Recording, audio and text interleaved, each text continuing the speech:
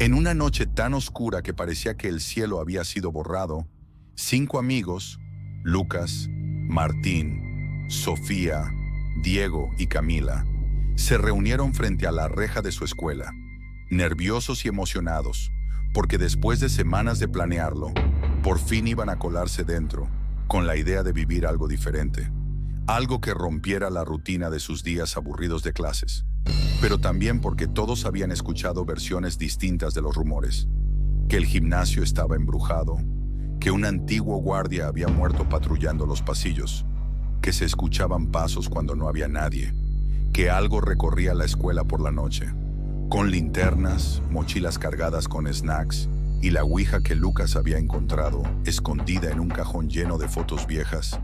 Esperaron a que todas las luces del vecindario se apagaran antes de acercarse a la reja oxidada, que crujió como si se quejara cuando la escalaron uno por uno, cayendo dentro del patio con risitas ahogadas y miradas cómplices, sintiendo cómo la adrenalina les recorría las venas.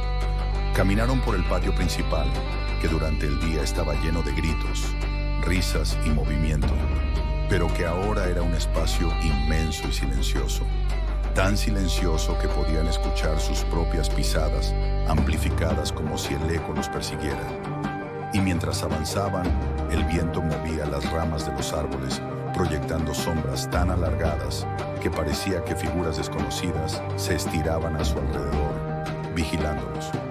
Martín, siempre el primero en sugerir locuras, dijo que fueran directo al gimnasio para jugar la ouija. Y aunque Sofía se quejó un poco, terminaron aceptando porque todos sentían esa mezcla de miedo y emoción que les erizaba la piel.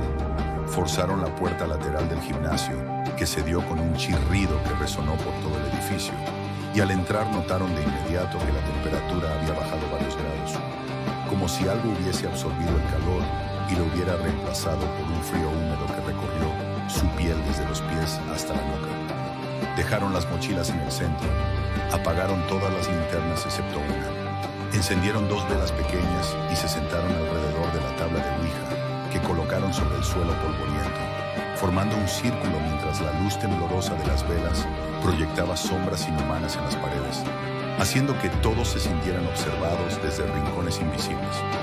Lucas, el más valiente, o al menos el que más fingía serlo, puso sus dedos sobre el puntero e invitó a los demás a hacer lo mismo. Y apenas tocaron la tabla, dijo en voz baja las palabras que había aprendido de un video. Espíritus que habitan este lugar, si pueden oírnos, denos una señal. Y al principio todos rieron porque nada pasó. Pero entonces, cuando Diego estaba a punto de hacer un chiste, el puntero se movió apenas unos centímetros. Un movimiento tan claro que ninguno pudo negar que había sucedido. Y el silencio que siguió fue tan tenso que incluso las velas parecieron disminuir su brillo. Lucas tragó saliva y preguntó, ¿quién está aquí? Y el puntero se deslizó lentamente hacia la H, después hacia la O y luego hacia la L, escribiendo hola con una lentitud inquietante que hizo que Camila retirara la mano por un instante. Martín rió nerviosamente y dijo que seguro uno de ellos lo estaba moviendo, pero todos negaron con la cabeza al mismo tiempo. Y justo cuando Sofía dijo que ya era suficiente y que era mejor irse, se escuchó un golpe violento en el pasillo, como si una puerta hubiera sido cerrada con una fuerza enorme, haciendo vibrar el suelo y provocando que las velas parpadearan salvajemente. Diego guardó la ouija casi lanzándola dentro de la mochila, mientras todos se levantaban de golpe, apuntando sus linternas hacia la entrada. Pero allí no había nadie. Solo el marco vacío y una oscuridad tan densa que parecía absorber la luz. Entonces, de la nada, la figura robusta del guardia nocturno, don Reinaldo, apareció en el umbral con el ceño fruncido y la linterna apuntándoles directo a los ojos, gritando que qué demonios hacían allí y que iban a meterse en un gran problema.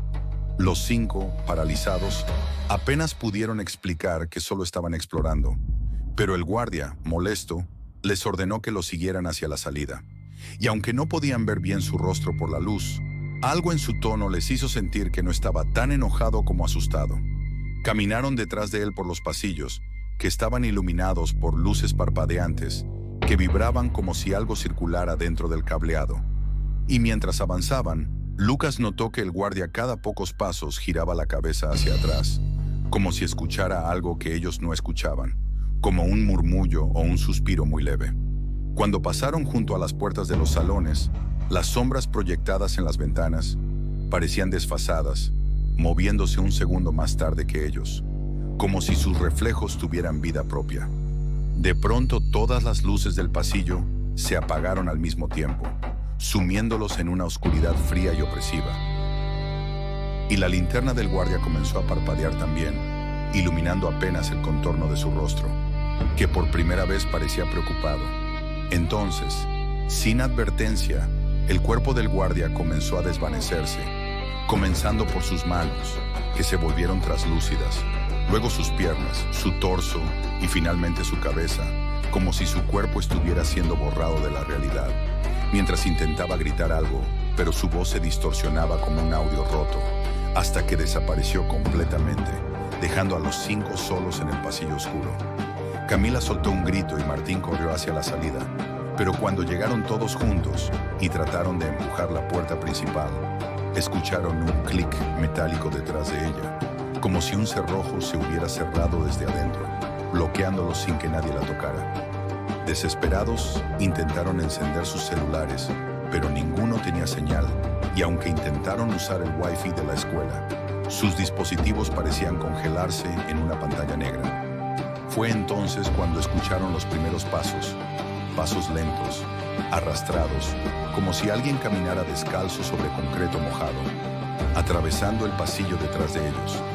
Y cuando apuntaron sus linternas, solo vieron sombras moviéndose de una manera que no concordaba con ninguna figura humana. Sofía empezó a llorar.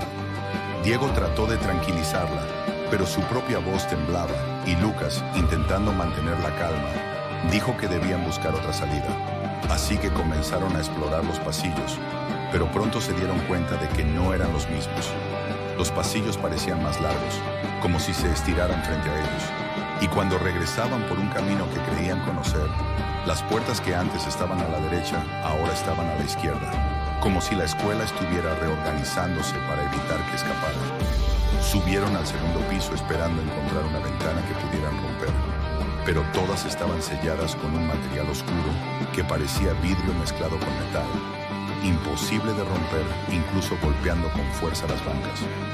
Mientras avanzaban escucharon risas, pero no risas infantiles ni humanas, sino risas entrecortadas, como si vinieran desde un radio viejo que alguien encendía y apagaba. Cuando doblaron una esquina, vieron algo que los hizo detenerse en seco. Una sombra completamente negra, sin forma definida, moviéndose por la pared como si fuera líquido, subiendo al techo y bajando hacia ellos con un movimiento que no pertenecía a ningún ser vivo. Corrieron hacia las escaleras, pero al llegar notaron que la escuela había cambiado de nuevo. Donde debería haber una bajada, ahora había un pasillo largo que no reconocían. Y mientras corrían por él escucharon una voz que conocían demasiado bien. La misma voz que había respondido en la Ouija, repitiendo con un tono más grave y distorsionado: «No se vayan», estirando las palabras como si disfrutara el miedo que les provocaba. Las luces del techo encendían y apagaban a ritmo irregular, mostrando por breves segundos figuras oscuras al fondo del pasillo, figuras demasiado altas para ser humanas, que desaparecían apenas la luz volvía a parpadear.